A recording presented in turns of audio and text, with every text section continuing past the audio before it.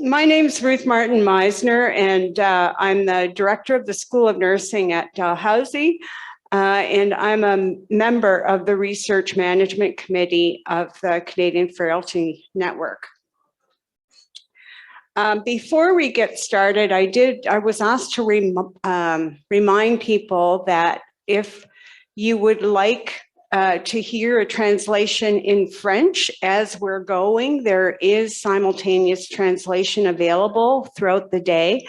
And all you have to do is go back to that little booth at the back and they'll give you the equipment that you need to do that. Okay, so our next group of speakers in our session is all about healthy aging, age tech, and medication optimization. So technology offers endless ways to support healthy aging. This second block of presentations will share a variety of age tech solutions that can benefit older Canadians. It will also highlight the role that medication optimization plays in healthy aging, speaking to the importance of regularly reviewing your medications as you age. So we have 7 presenters, 7 presentations. Some have more than one presenter, and I'm going to introduce them all now, and then you just come up, and when one is finished, the next one comes up, just like in the previous section.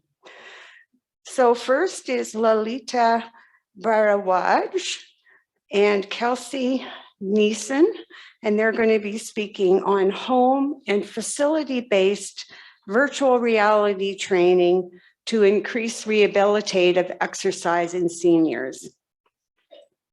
Then we'll have Debbie Barton and Mark Chignell, and they'll be speaking on promoting physical activity with augmented reality experiences.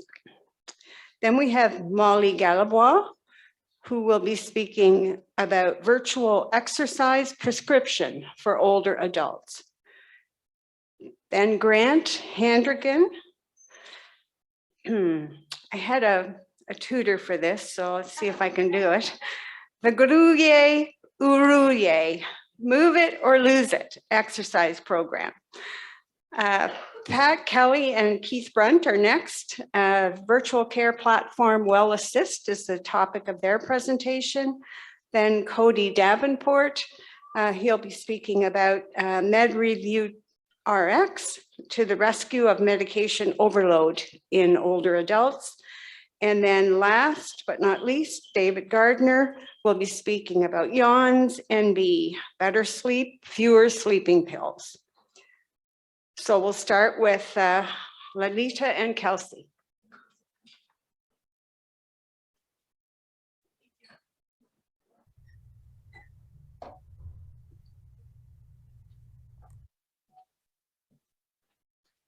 Where's the clicker?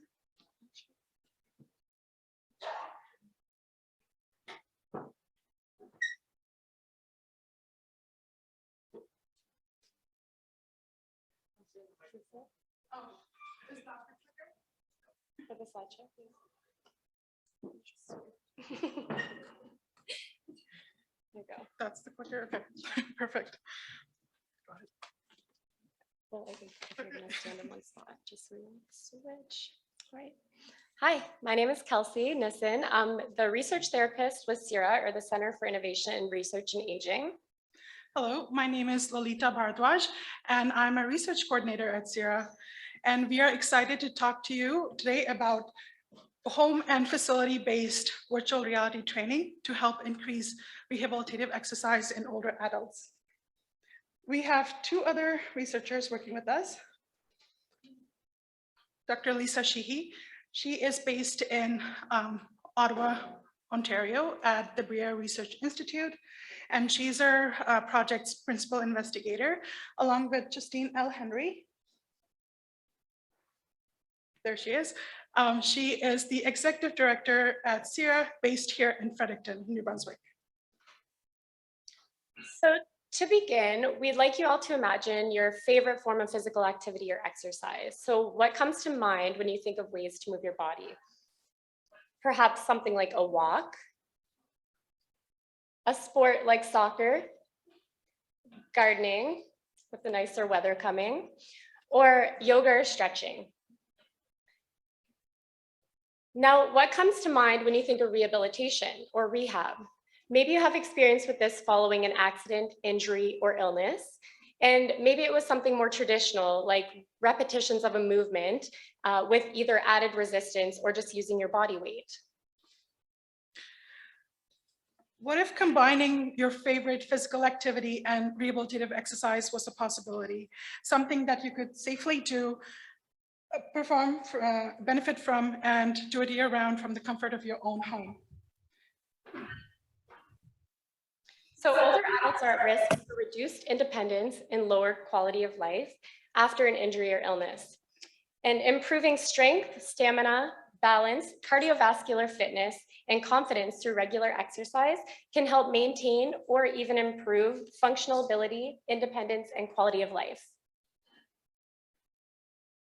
However, seniors do encounter many barriers to exercise, such as poor accessibility, bad weather, transportation difficulties, financial difficulties, increased risk of falls, or lack of motivation. Non-immersive VR, like the one shown in this video, is a type of virtual reality technology that does not require users to use headsets or controllers to participate, allowing you to maintain awareness of your own physical environment. Using non-immersive VR as a means of accomplishing rehabilitative exercise for seniors is an emerging modality that can be safe, exciting, and fun to participate in. By using VR, barriers that seniors typically face in regards to exercise can be reduced or even eliminated. So for example, if you have a senior residing in rural New Brunswick with little access to a gym or has reduced mobility, especially during inclement weather or restrictions due to a worldwide COVID pandemic, they can simply turn on their VR system and go about doing their exercises without even stepping outside. The virtual space can give them the sense of being in different environments while significantly reducing risk to their health.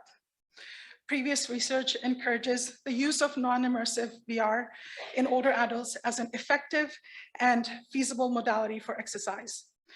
A previous study performed by Dr. Lisa Sheehy verified the feasibility of home-based non-immersive VR for individuals with mild cognitive impairment, especially those who were physically frail. So there's still a lack of research focused on non-immersive VR use for rehabilitation in seniors. Further large-scale studies are needed in this area for older adults and its role in maintaining or improving function and quality of life. So we're currently conducting a research study on non-immersive virtual reality training as a fun and motivating way to encourage seniors to participate in their regular rehabilitative exercise programs. And this is being done in long-term care facilities as well as in the community for continuation of their program or just maintaining physical health. So we're measuring virtual reality's impact on participants' balance, physical function, community integration, and their quality of life. We're also tracking the quantity of VR use and the acceptance of VR through a short interview done after their participation in our study. This project is funded by the Healthy Seniors Pilot Project, HSPP, which is a $75 million three-year agreement between the government of New Brunswick and the Public Health Agency of Canada, jointly led by New Brunswick's Department of Social Development and Department of Health through the Aging Secretariat. This project is led by CIRA. As a research company, CIRA is dedicated to research focused on improving care for seniors. We are uniquely positioned at your care center which is New Brunswick's largest long-term care facility. CIRA has partnered with Brea Research Institute located in Ottawa, Ontario, which also focuses on improving care for elderly and vulnerable. So since rehabilitative exercises are an important component when recovering from an injury or illness, we predict that VR will be an enjoyable way for seniors to do their exercises while overcoming all of those barriers that we mentioned, like lack of motivation, transportation, and risk of fall. Using VR for rehab in seniors also has the potential to help our healthcare system, as severe fall injuries in seniors is very common and can be costly for the healthcare system as well as the Canadian economy. Through our synergistic collaboration with CIRA, BRIA Research Institute, and HSPP, we aim to contribute valuable information to help the growing senior population be able to age in the comfort of their own home. This ongoing opportunity will be available until September 1st of this year. So if you or anybody you know who is 65 and over who would benefit from increasing movement, please come see us at booth 29 and try out the VR system. Thanks for your time and attention.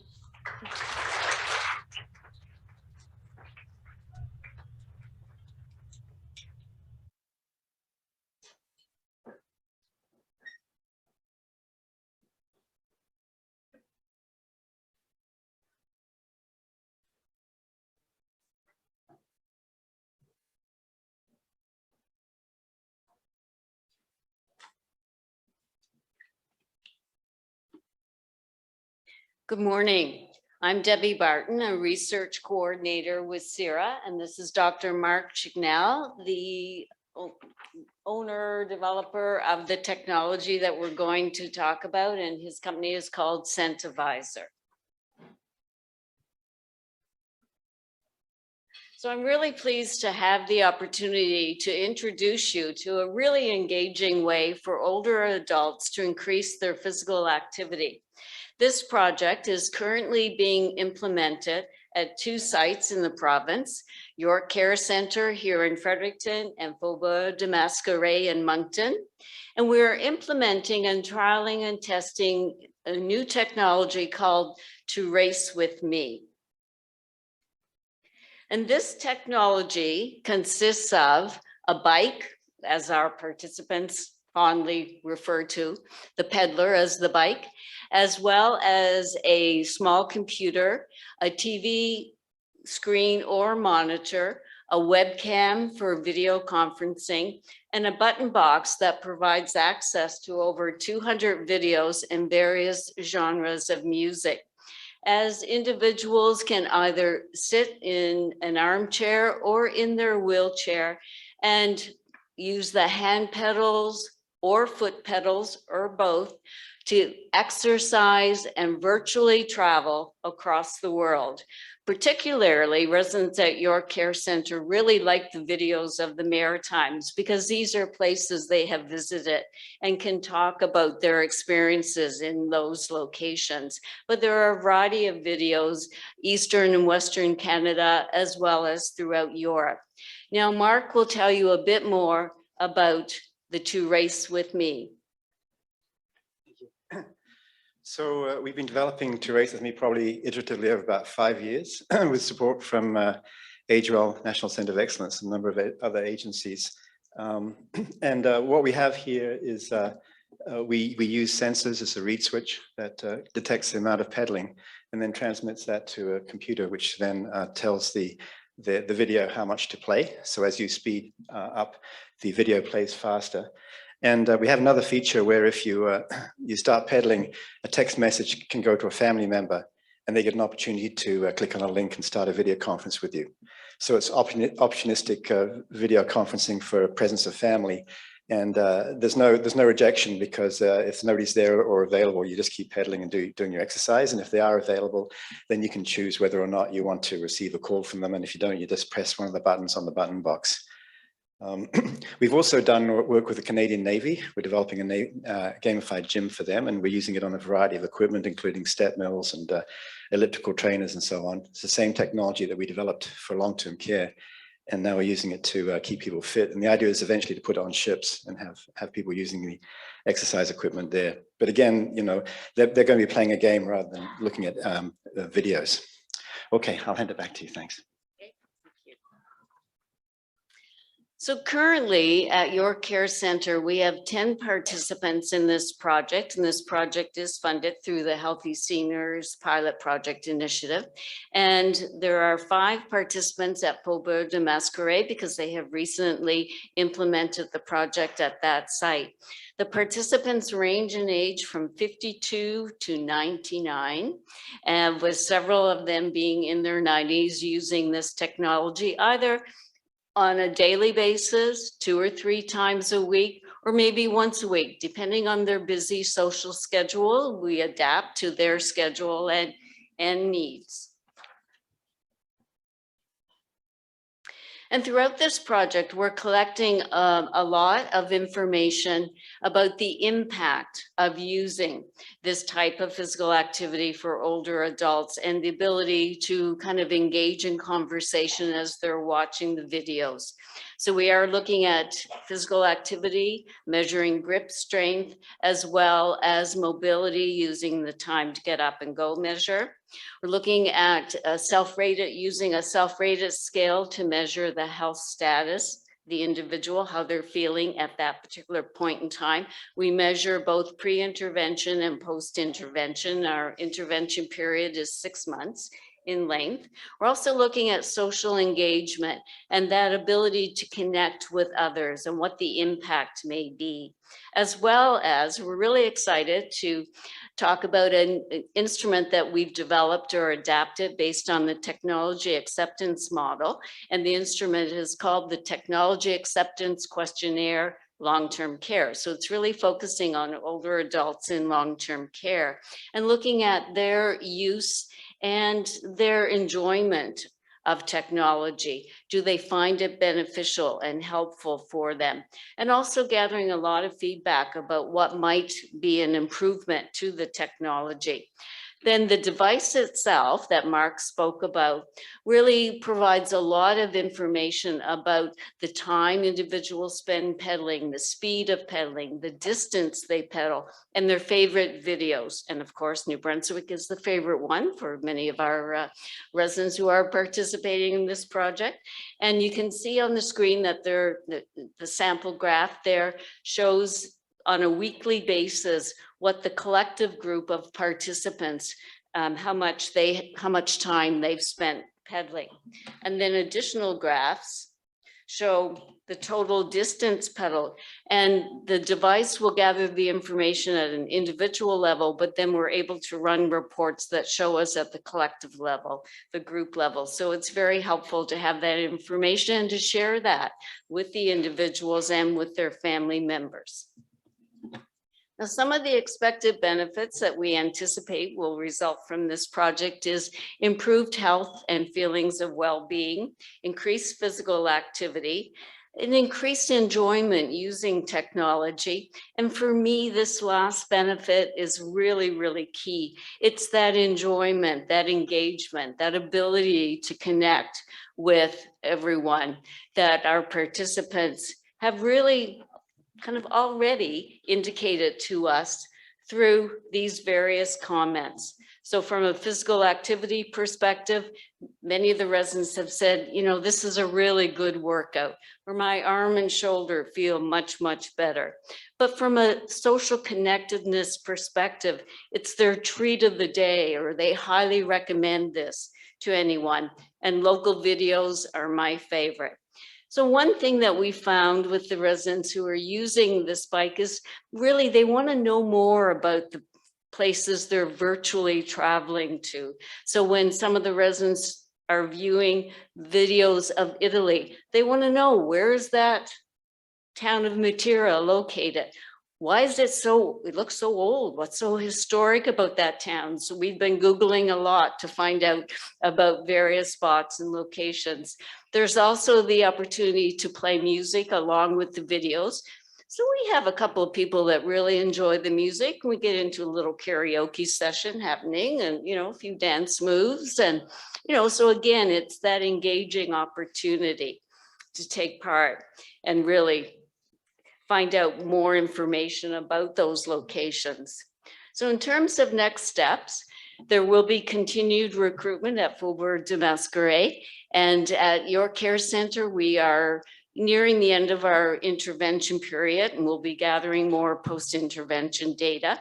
Then we'll be analyzing all of the data across the two sites to really look at the trends and identify the benefits that participants are sharing with us. Then we'll be also looking at the key factors that support implementation across sites, because we really would like to expand the opportunity for residents in other long-term care settings to be able to access this technology and use it. And we have and are continuing to provide recommendations to Mark and his team with respect to improving the technology. And they're very open to receiving those comments, which sometimes I provide weekly. However, that improves the user experience. And then once we have all of the data completed, analyzed, summarized, we will be providing reports and publications and sharing our findings with respect to this particular project. And we have many of our project team members here today. We have a very collaborative project team, as well as the development team that supports the development of the technology and updating the system. So we've introduced Mark as well. We have Lisa Fanning, who is here from the Centervisor team. She's the training and education assistant. And Justine Henry is our executive director of CIRA. She was one of the principal investigators. Dr. Jalila Jibalou wasn't able to join us today, but sends her greetings. She's our primary investigator. But both Danica Malay and Caroline Lovins are here. They are the research professionals working at the Moncton site. And also from CIRA, we have Stephanie Warren and Megan Plant, research assistants who support the project at York Care Center. So I encourage you to come and try out the bike for yourselves. It's at the CIRA booth, booth 29, and you can travel wherever you'd like to go. Stanley Park is really nice this time of year, or a gondola ride in the canals in Venice might be nice as well. So please come and join us. Thank you.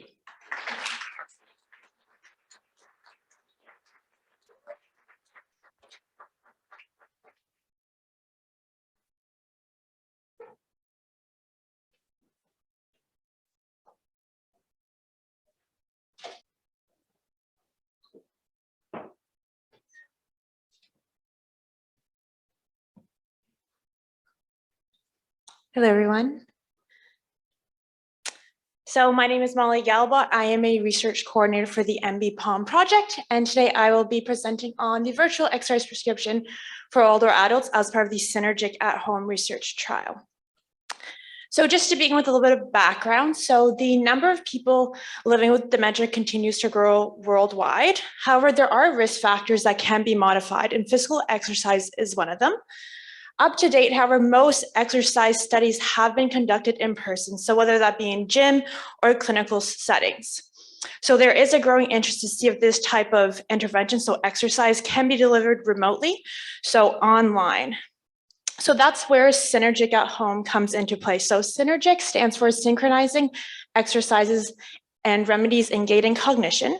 And this is a randomized controlled trial taking place in New Brunswick, looking to see how realistic and effective different combinations of physical exercise and thinking can be conducted remotely for those who are already at risk of dementia.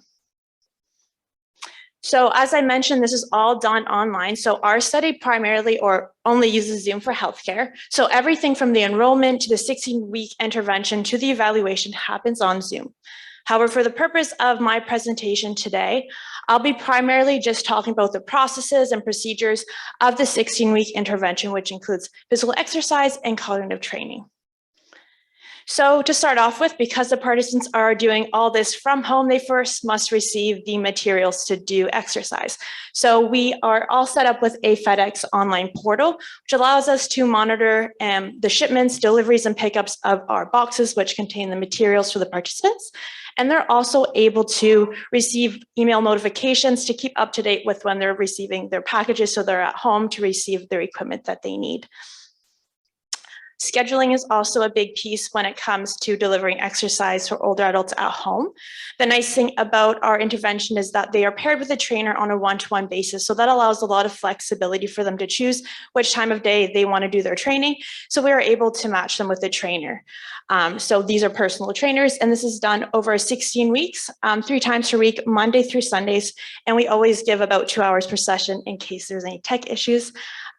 So that's what happens on the scheduling side of things. As far as our research assistants, so our research assistants are either kinesiology graduates or kinesiology students. And for those who are not certified personal trainers or clinical exercise physiologists, our study has been able to put aside a budget to train those or certify those research assistants who don't have that certifications. So that not only benefits our project, but also New Brunswick as a whole to gain capacity of exercise specialists in the province. So as you can see here, they go through a paid certification, so paid to write their theory and practical exam through the Canadian Society for Exercise Physiology. They then go through ethics training, some orientation sessions and mock sessions before being able to take on participants so that they're well prepared. So up to date, we've trained 28 participants to be able to deliver this type of intervention, the exercise and cognitive piece.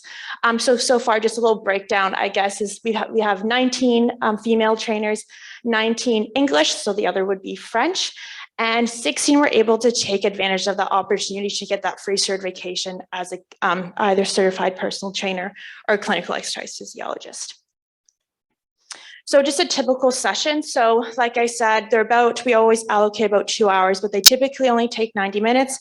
They always start off with some pre-session questions. So just a little introduction with the participant, vitals are measured. Then they go through 20 minutes of cognitive training, a quick warm up, the actual exercise piece,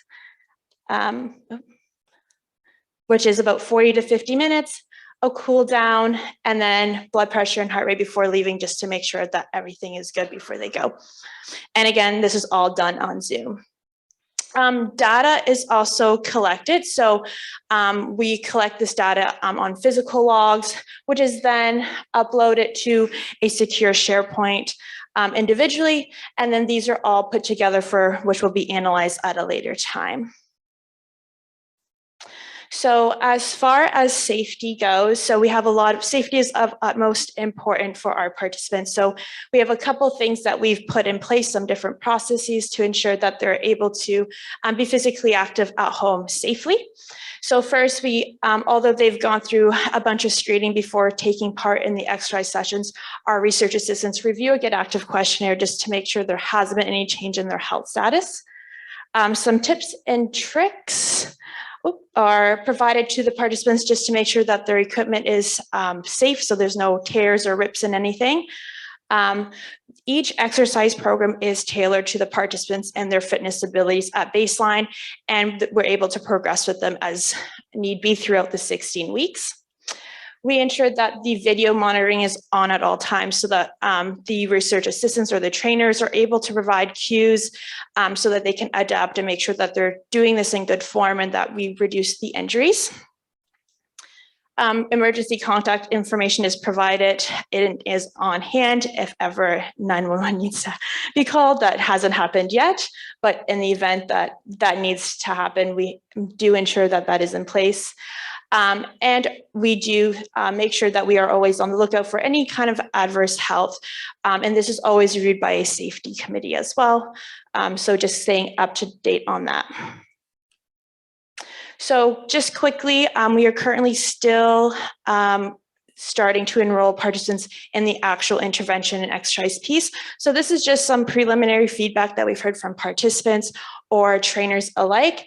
So some benefits of this virtual exercise program is that there's that flexible delivery piece. So participants can choose if they want to do this in the morning, afternoon, or evening, whatever works best for them. We really try to accommodate that. Also, we've had participants in terms of location, they've gone on vacation and have brought us with them to the beach and have done this intervention. So that's an awesome piece as well. So reduces the amount of commuting so they don't need to go in gym. They can do this from the comfort of their home. We've been able to access older adults in rural settings so they don't need to necessarily live in like a city to be able to participate. We've heard that they've felt really safe, and it's a good place to build confidence to start doing movements and exercise, reduce loneliness and isolation, improve technology skills, and improve body awareness. Are just some comments that we've received so far.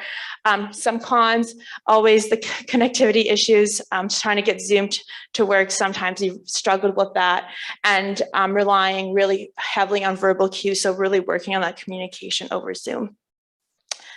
And then just some quick preliminary findings. Again, the first picture is just days of the week. So as you can see, most participants so far have really liked the 9 a.m. to 11 a.m. time slot. So Monday, Wednesday, Fridays, couple in the evenings, couple early mornings, but mostly that mid-morning time. And then this is kind of our recruitment target. So as you can see, we've been able to reach older adults throughout the province, which is really exciting.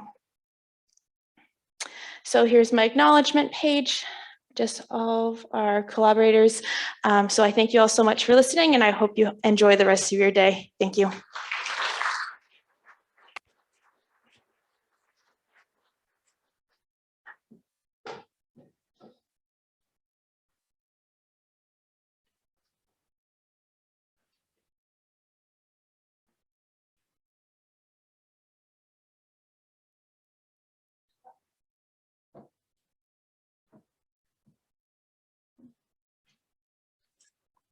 Now we're going to see if it's the clicker or if it's me, the problem.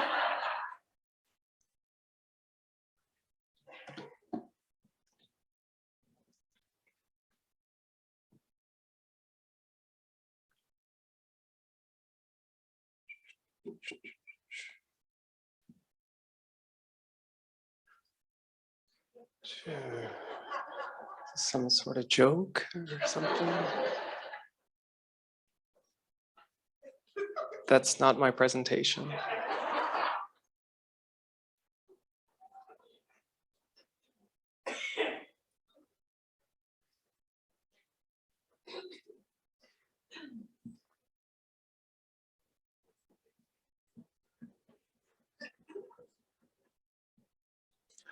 I'm going to go home after this one.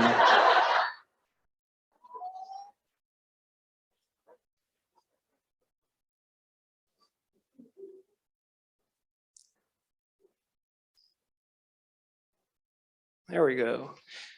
Thank you. It's probably my fault. I sent it late last night, so that could be the problem there.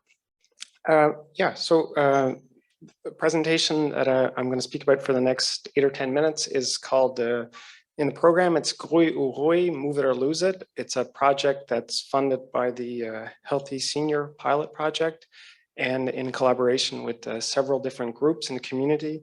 And it's basically what we're trying to evaluate is the acceptability and feasibility of including a web application, a HexFit program to help older adults who participate in a community program, exercise program, to do a little bit of top up. So to try and get a little bit more time exercising. So that's the goal here.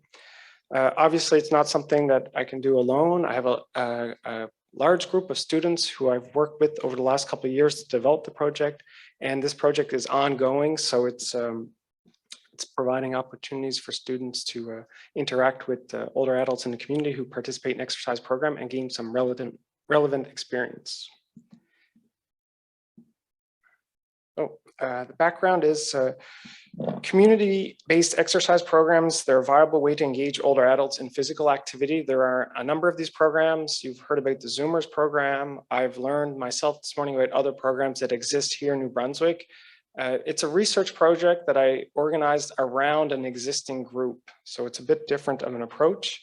The literature says that most fall prevention programs, people don't attain what's recommended. And I think that the guidelines for Canada also suggest, in terms of physical activity, that most people don't attain the guidelines. So there's some difficulty attaining what's recommended. There are barriers to this, obviously, motivation, time, and technology is a possibility to offer a solution, although it could come with other barriers, and that's kind of what we're trying to get at in this project.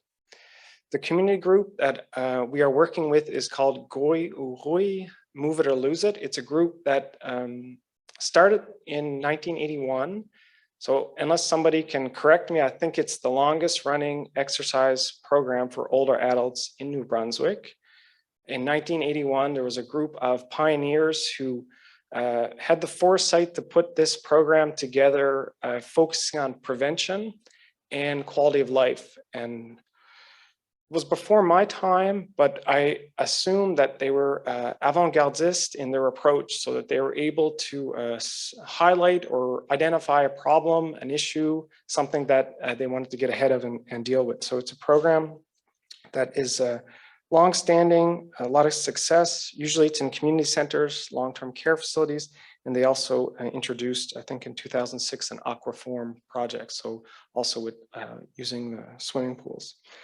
You can see some of the membership numbers, and through our involvement, the group, we're trying to get this sort of information about the project and put it all together. I think the program attained a peak around 2006 with about 600 participating members.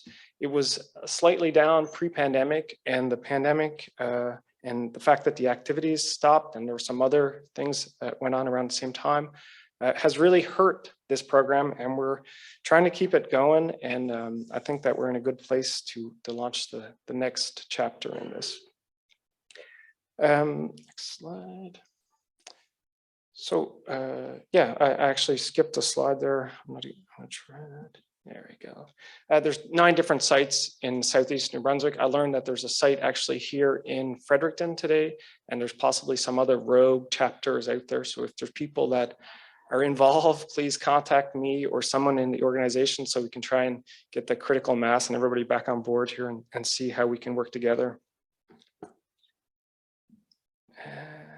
Yeah, it started with 2 employees who were graduates of the physical education program at the University of Moncton. And from its conception, it's always been once weekly. So it's one meeting a week. And the possibility to participate in other classes if people want to travel around, if they have resources. And the exercise specialist, kinesiologist, physical educator meets the people in their centers, in their locations, and offers the program. A typical session is what you see here. I won't go into detail on it, but it's your classic sort of exercise program in a community setting with a lot of emphasis on dancing. So it's music-based. The exercises are around the different beats per minute in the song. So it's really tailored to music, and that's where the name of the project, Dance Through Your Health, or Danser vers la santé, comes into play. We have many research questions. Like I said, there's the incorporating a web app to try and have older adults top up their physical activities and interest, specifically from some of the people that we worked with during the pandemic. Because there was no programs or courses offered for a long period. So there was a bit of interest in putting the activities online, and there was a bit of opportunity, but also challenges with that. So we are also interested in the adherence rate of participants in the community exercise program. So we're offering this web app for the participants, and we want to see how they stick with it or not. And also the different experiences around the exercise program and the web app. So we're able to measure participation in the program to see what the level of satisfaction and participation is, and what kind of benefits come from that. So a lot of good information. The objective specifically for the project is to assess the feasibility of including an online fitness dashboard, and we have several indicators for the feasibility. And also the acceptability. So is it feasible and acceptable to ask a community group who currently partake in in-class sessions to join a web app to complement or add extra exercise to their week? So how are we evaluating that? It's a randomized controlled trial. There are 2 groups, our intervention group and our control group. We did pre-testing with them in early February, just as everything opened up. And after they were randomized into 2 different arms of the study, one of them receiving invitations to participate in the web app, so to install an app on their phone or their computer, and in the other group, just their usual participation in the activities. We also evaluated their physical capacities, quality of life, and a whole bunch of other measures 6 weeks later, and we're planning to go back at the end of May and do our final evaluation. Essentially, we're measuring the same things through each evaluation period, which it's multi-domain. So we are after, for example, the physical capacity side of the participation program, the cognitive functioning, behavior change, so around perceptions of their activities, quality of life, and other indicators such as sociodemographic and cognitive perceptual, which is like Falls Efficacy Scale International, and other types of questionnaires on perception. We planned it in advance to go into the different sites and collect as much information on between 8 to 22 people in about an hour. And we planned it pretty well, but we learned a lot in our first week, especially our first day. But we had a small army of individuals show up, equipment set up, measure the different, install different stations and measure all of these variables. And a typical session, we'd measure, for example, gait speed, sit to stand test, flexibility test, 8 feet up and go. So your senior fitness testing program and other measures that we incorporated. We also developed an online questionnaire to reduce, I guess, the burden or the demand on participants to complete the questionnaires in one session. So every person received an invitation to log on to a Lime survey that we hosted on a secure server, and individuals could create a unique identifier, and they could complete the questionnaires in the comfort of their home at their own pace.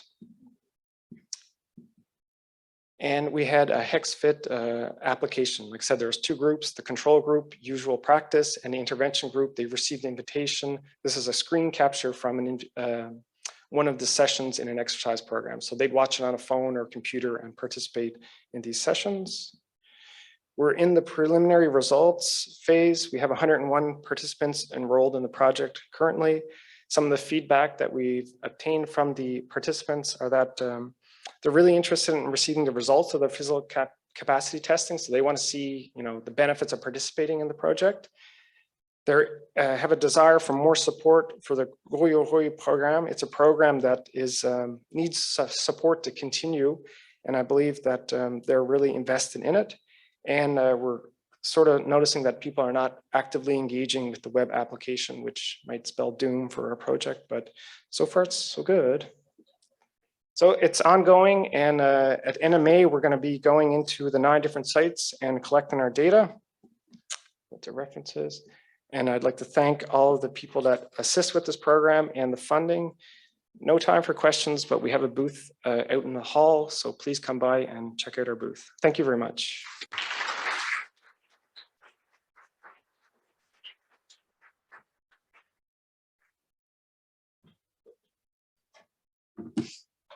I'm nervous to follow you, Grant, because I feel like is it going to work? Is it? Thank you. I think he might be cursed. We should, any priests in here who could put their hands on? Okay. Wow, it's been 3 years since I stood in front of a crowd of people. But it's good because I'll try to keep this light and entertaining as best as I can while I kind of show you what we've been developing on the back end. I'm Keith Brunt. I'm a professor of medicine at Dalhousie Medicine, New Brunswick, and St. John. I'm here representing some of the technology that we helped develop by a corporation called Routinify, which was based in Quispamsis, with now a head office in the US side in Colorado. So we're growing and we're expanding. So why are we doing that? Well, let me tell you about a person I first worked with using the system. His name was John, not his real name, but fascinating 73-year-old male. And he started working with this system. He started giving us some feedback. And one of the things that we noticed really early on was that John had really bad sleep 3 days out of the week. 4 days out of the week, really good, nice, clean sleep data. And so we wondered about this and we started asking John a little bit about, his experience, what was going on. Turns out that John had nothing to do on Saturday. He had grocery shopping, he had things to do during the week. His kids would come visit and he'd go to church on Sunday. But Saturday was sort of a lull day. So he'd sleep in. And from sleeping in, he would get up and he would move into his living room and then he would watch TV and pretty much do nothing else. Well, that threw off his sleep pattern so badly that it lasted for several days after. So we prescribed him something, a card game. Saturday at 10 a.m. He made a friend. He became a pretty good bridge player. And guess what? His sleep normalized. Fast forward a few years, he went from 8 to 3 medications and he's doing very well and he's still using the system and enjoying it. So let's talk about that system and why we need to have our healthcare workers, physicians, nurses, and pharmacists collaborating in bringing healthcare into the home or virtual care. So let me ask you a quick question here, just because we're on this and I'm going to try to stay on time, but I do like to talk. So how many people here have seen something that told you what to do for your health on Facebook or social media somewhere? Okay, there you go. I don't think anybody didn't raise their hand. So how many of you actually have somebody in your immediate family who is a physician, a nurse, or a pharmacist that you could ask to verify that information for you? Okay, a few more hands. How many people here in the pandemic used telehealth or virtual care at least once? Okay, so what we see when we don't have hands raised on those last two questions is the opportunity gap. We need to bring healthcare back to the home in a way that stabilizes us and keeps us there, but in an evidence-based way, one that is based on physicians and nurses and pharmacists giving you good information. So our problem is pretty simple. We have aging adults, we have loved ones who care for them, and we have care providers who are formal care providers who are trained well to use evidence-based medicine, and we have our payers, our government, us in Canada, but also our insurance companies. And each of them have different challenges. So some are based on what am I supposed to do? How am I supposed to do it? When? And what do I like doing?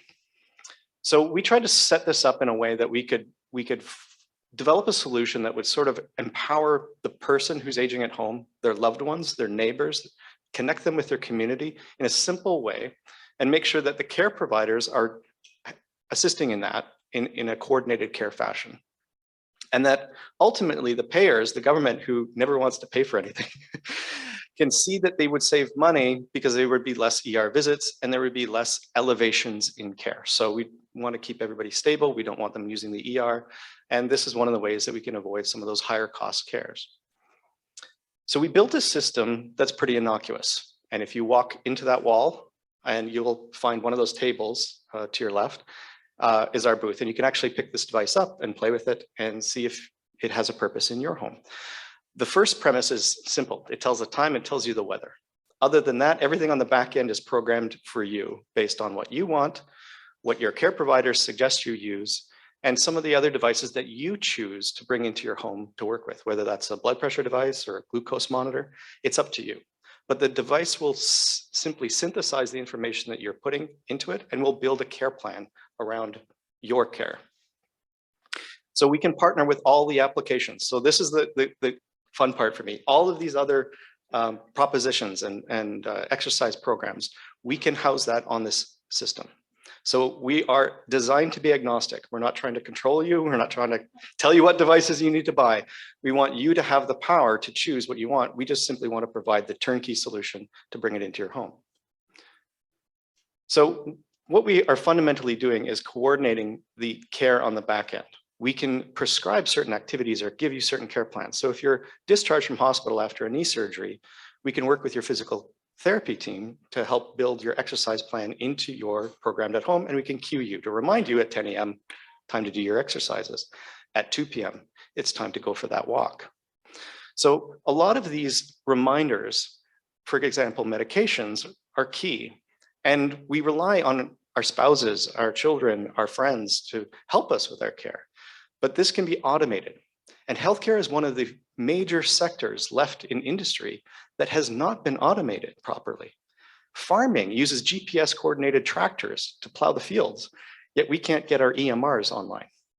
So we can do this fairly simply right now, just using the technology that's already there. And this is the other thing.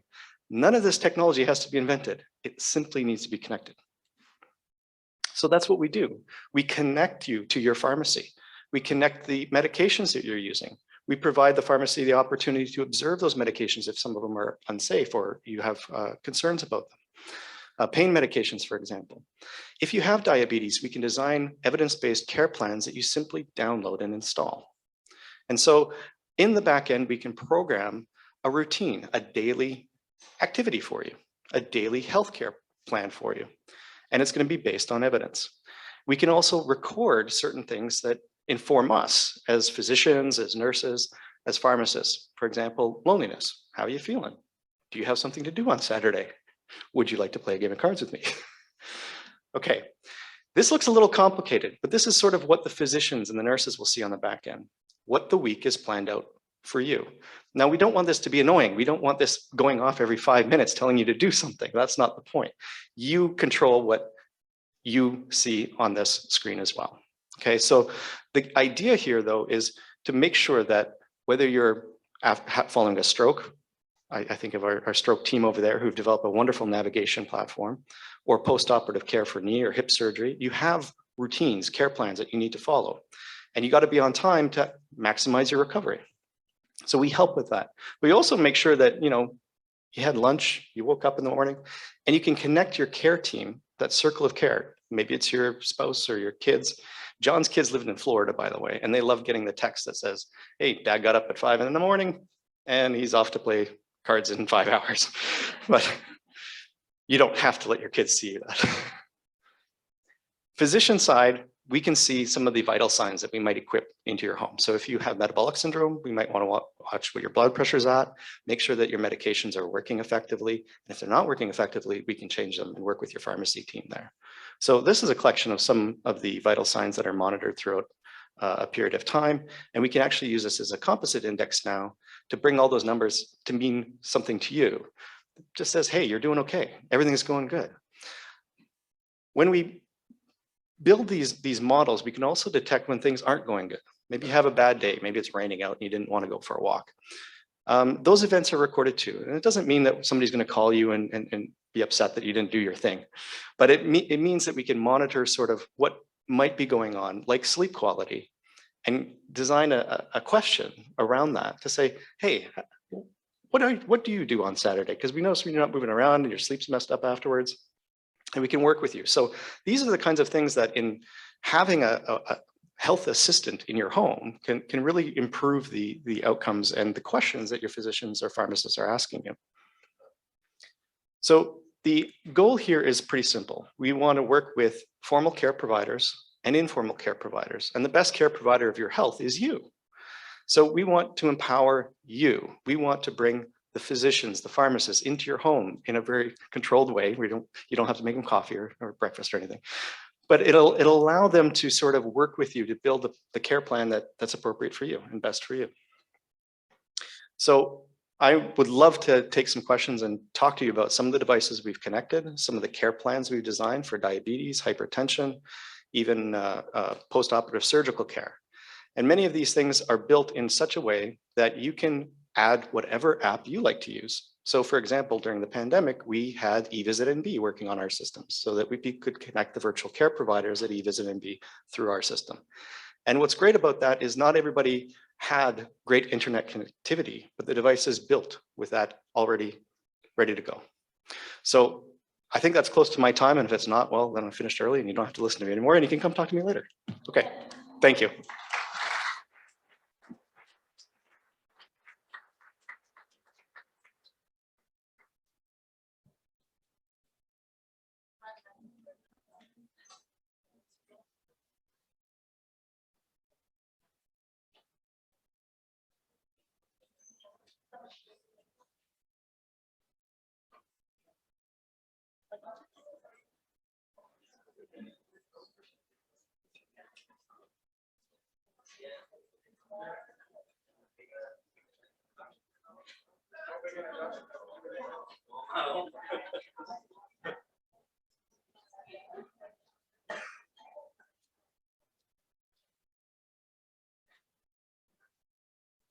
Safety first.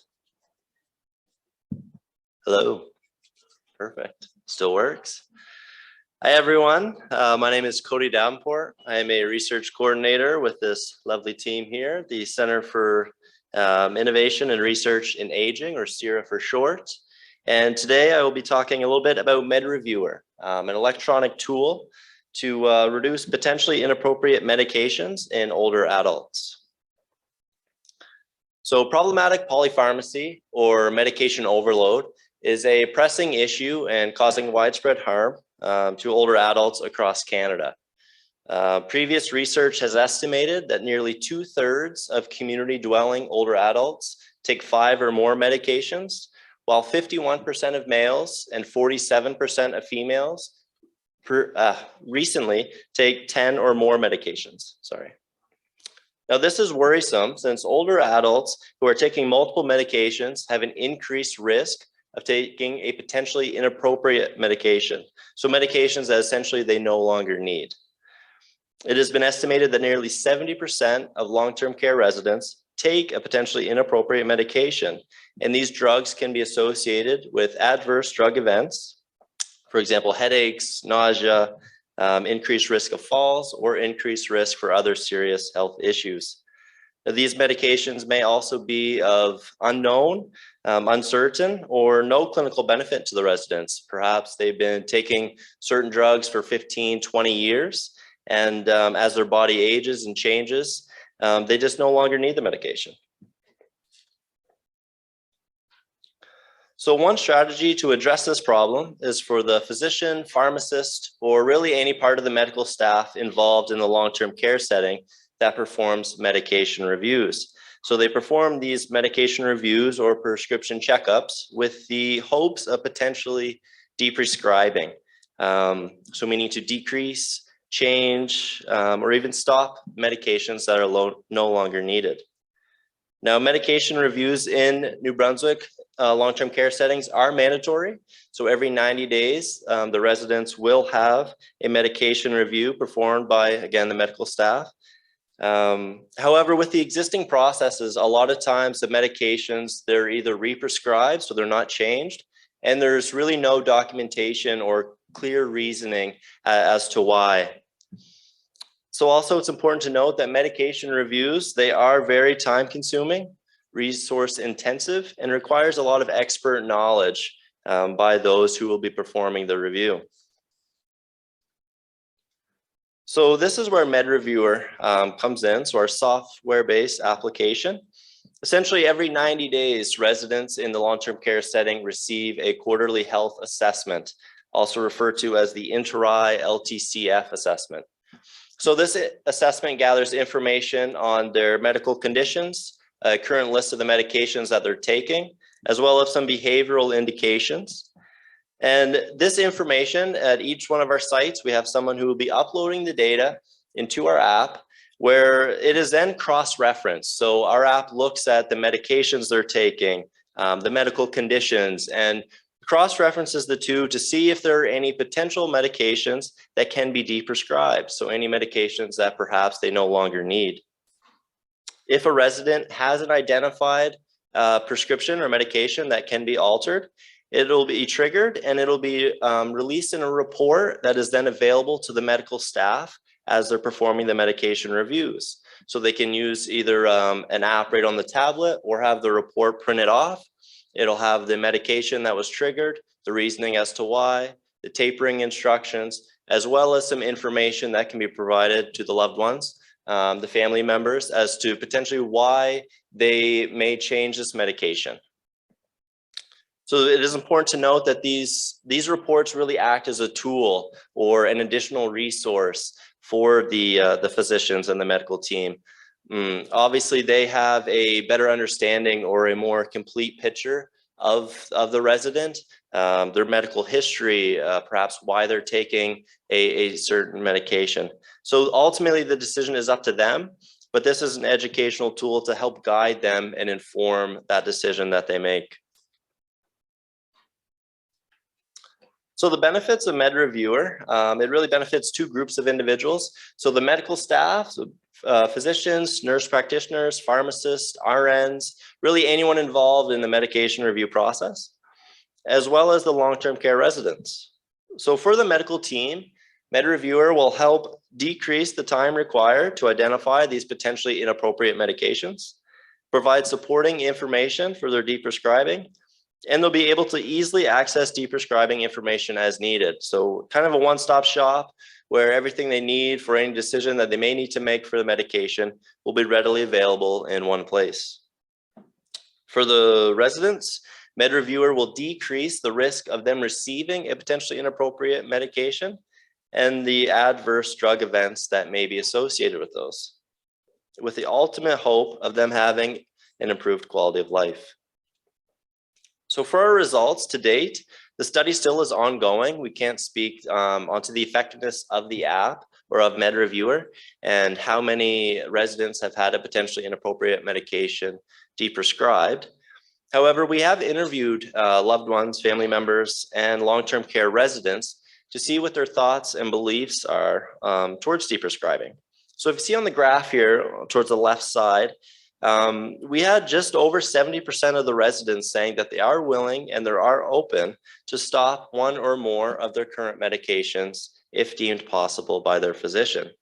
So we had around 9% strongly agree to the statement when asked of them, and around 63% agree. So really showing an openness for them to change up some of the medications, and if they have these drugs that are no longer needed, to get rid of them. Another component to our study is seeing how feasible or easy the app is to use. We will be interviewing and surveying the medical team, so those who are using the app throughout the study, to see if they have any thoughts, recommendations, or suggestions on any type of improvements. Right now, we are currently in 5 New Brunswick nursing homes, and we're looking to expand that eventually, and having that feedback of those who are using the app, what are some of the issues it has, what works well, will be very important in us doing so. So with that, I just wanted to briefly mention that this project is being funded by the Healthy Seniors Pilot Project Initiative. And if you have any questions, you want to see the app, see the printout that the physicians will be viewing at the medication review, I will be located at the CIRA booth just out those doors. So thank you very much.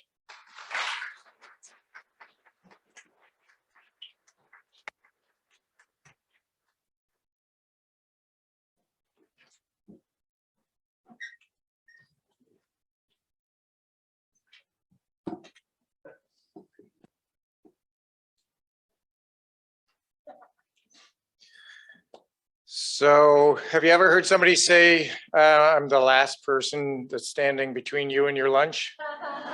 Well, I'm not going to say that. All right, so I am going to talk about a project also funded by the Healthy Seniors Pilot Projects, which is known as Yawns NB. Have you heard of Yawns NB? Have you seen the TV commercial? Some people saw the TV commercial. So this is a project that's run across New Brunswick, where we invited people into the project from basically any part of New Brunswick, which meant we had a real challenge in raising awareness about the project itself. So we actually ran a lot of TV commercials on CTV, and we put postcards in people's mailboxes to let them know about it. If you're interested in how we actually recruited people to the study, we have a little poster over at our booth, which is just outside the door. So some of you as researchers, you know how hard it can be to get people into studies. So that's just a little side research that we've done. But I'm just going to introduce you to the project itself, what the issue is, and so forth. We are 30 patients away from completing our 6-month follow-up of 594 individuals in the study. So this is the problem. And I'll let you find the problem itself if you can get a good view from where you're seated. Does anybody recognize why this study is being done in New Brunswick?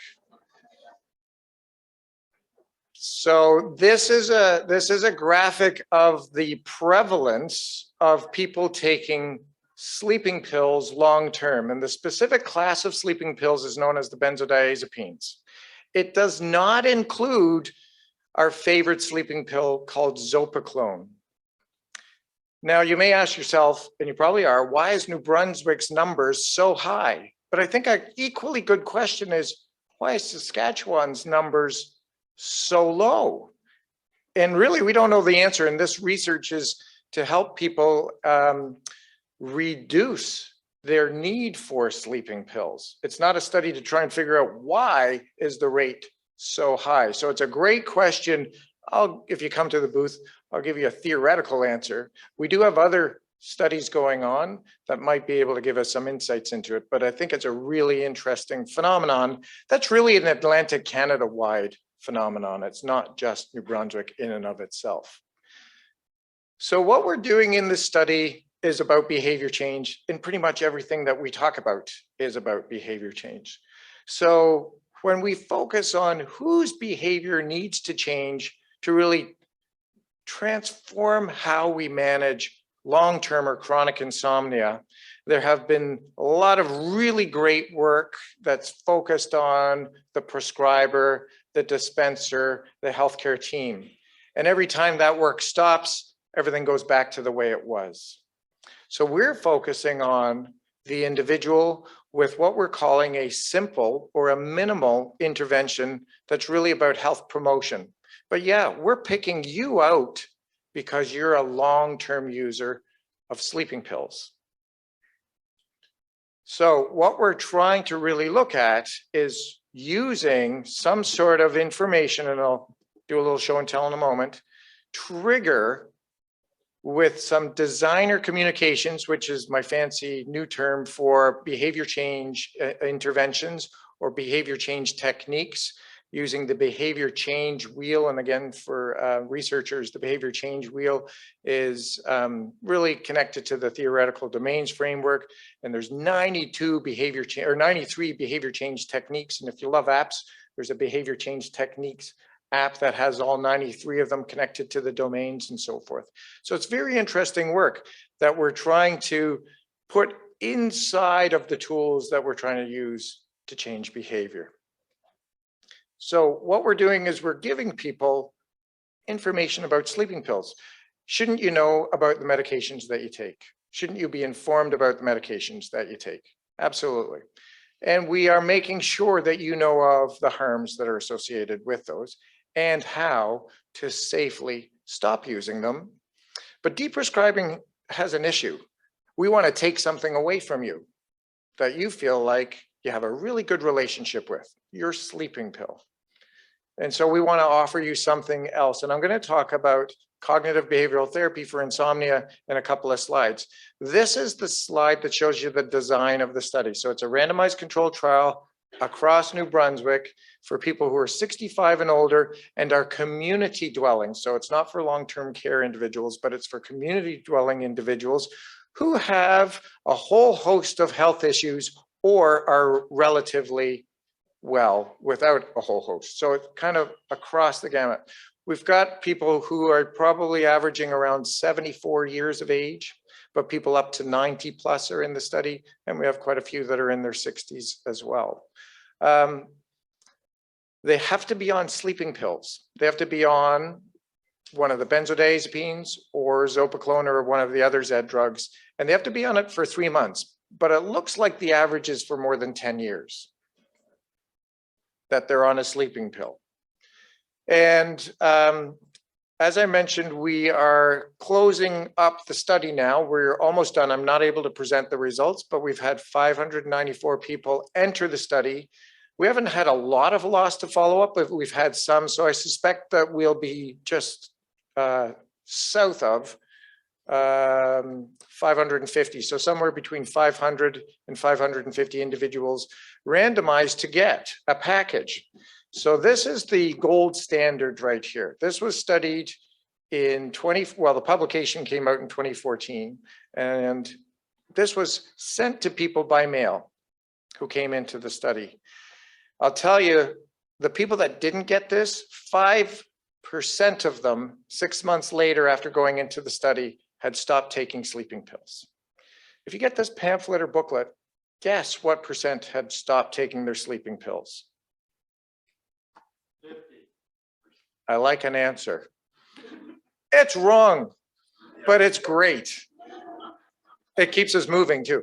So I'm going to ask you to think in your head, what number would be impressive? Just a pamphlet, like a simple, minimal intervention to share information about medications and give information about how to safely deprescribe or stop using them over time. It's a bit of an investment for this, but it's not a lot of investment. So we call it a minimal intervention or a simple investment, if you will, or intervention. So I'll just leave you hanging. Our primary outcome in our study, the Jans NB study, is the same as the study that was done in 2014. So we're looking to see what proportion of people actually stop using their sleeping pill altogether. And then we're also looking to see what proportion of people lower their dose substantially.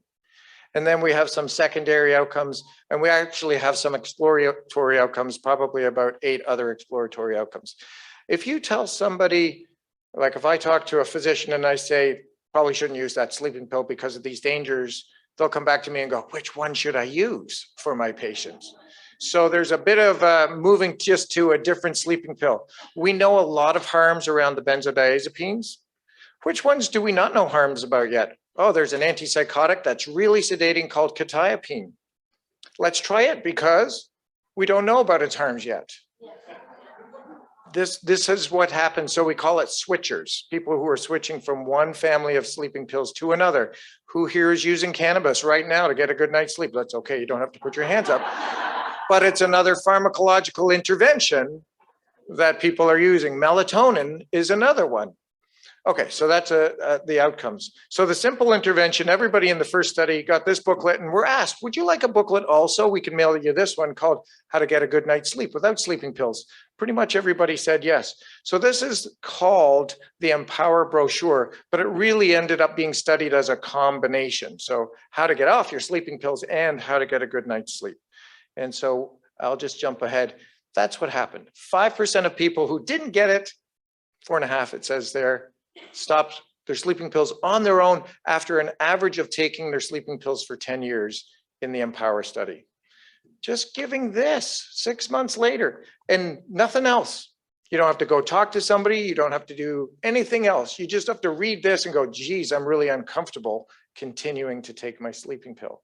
And I'm empowered to know how to stop it. So that's the competition.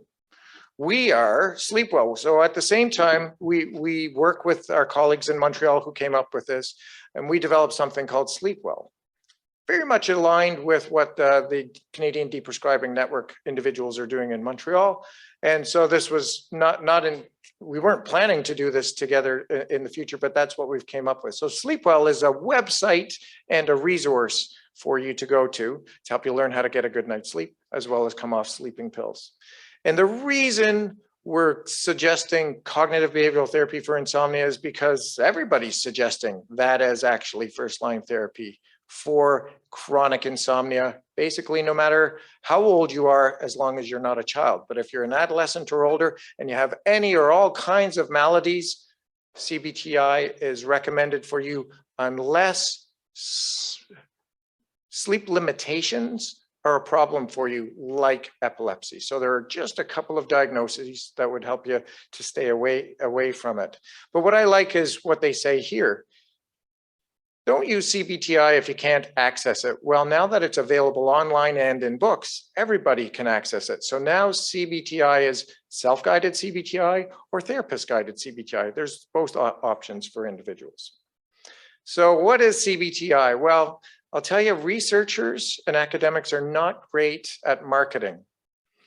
Would you like to start cognitive behavioral therapy for insomnia with us?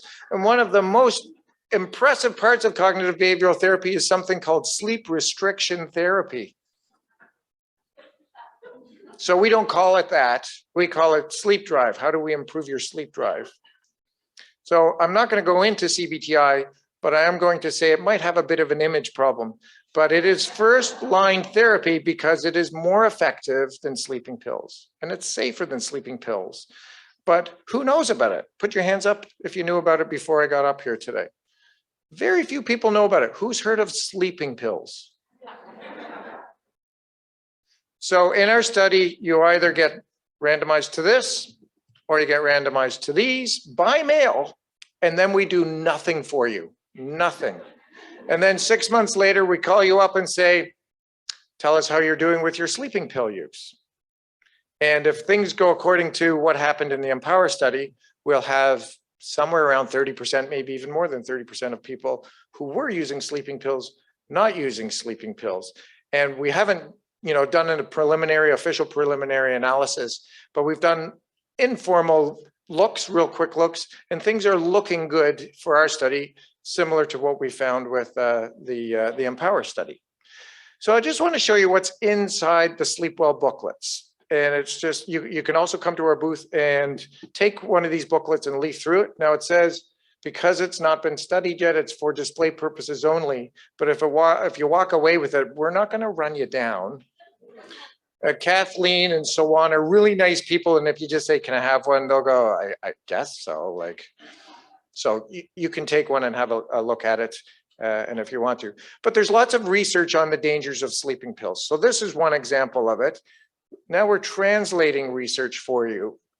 So if you take Zopiclone, Canada's favorite sleeping pill, 11 hours later in the morning, and you drive 11 hours later, it's like you've had 3 shots of vodka a half an hour ago. Your driving is as good as the person who has a blood alcohol content of 0.05 to 0.08, which is what, 2 to 3 shots of vodka and then go driving? Now I say it that way on purpose. I say it to shock you because I think sometimes that's what it's going to take to change our behavior. Another one that people don't know about is the effect on benzodiazepines on our cell-mediated immune system. This is an observational study that suggests your risk for influenza-like illness in related or complications resulting in pneumonia or death are up 4 times and 20 times what would be expected if you were not taking the sleeping pill, the benzodiazepine at the time. We don't know about COVID. That data hasn't been studied yet. I'm trying to get my colleagues in Ontario to do a similar study that way. So this is what you find in the booklet. We do a little knowledge translation. Impaired driving, we give you 3 facts. The first fact is the fact I just shared with you about Imavane. We don't say 3 shots of vodka in the booklet. What would happen if we did? We could have done it that way. We didn't do it that way. And pneumonia, a risk, I would say 90% of prescribers and pharmacists don't know about. I don't think that's something that's well translated. We do know about falls with these medications. And when I was doing our interviews, I talked to a lot of people through the eligibility, and as they were going through the study, I didn't do most of the interviews, but I did do enough to recognize, I thought it was going to be all about falls as the issue, but it's about memory. If they're taking sleeping pills and it can impact memory, now we've got their attention. Now they're interested in thinking about doing something different. So we've learned a lot already through the process so far. Just a little bit about Sleep Well. This is what you find on our website. We've had about 150,000 people visit Sleep Well so far since 2018 when it was launched. Almost 900,000 page views. People use Sleep Well and its resources. So it's not brand new, but the booklet version of it is relatively new. About 2/3 are going there for CBTI information and about 1/3 are going for the sleeping pills information. So you get CBTI and you get sleeping pill information. And I'm just going to end with an invitation to come to our booth. And I thought we were going to be unique and say we got chocolate at our booth, but I see that the pulmonologist people over there, they got chocolate, and the people across from us, they've got other kind of candies. So, you know, the jig is up. We have to come up with something better next year. We'd like you to come and learn how we recruited individuals for our study, if that interests you. We also have quizzes. What do you know about sleeping pills? The answers are on the back. And also quizzes about CBTI. What do you know about CBTI? Leaf through the booklets, take away all the samples that we've brought. We brought them for you, so please take all the samples that we have on the page. If you're interested in future collaborations, I'll be walking around. And one last thing is we're doing related research, and part of the research that we're doing is we're looking for people across Canada who are 65 and older with experience with sleeping pills. If you have a network that will help us reach out to those individuals to do our survey, which will be a relatively straightforward survey, I'd welcome your connection so that we can reach people across the country. Thank you for your time.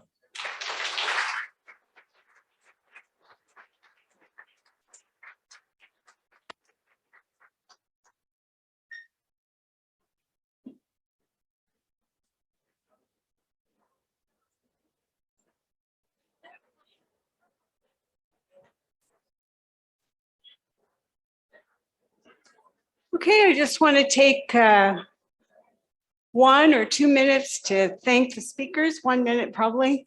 Maybe I can get you all to stand up and we'll give you one final round of applause before we break for lunch.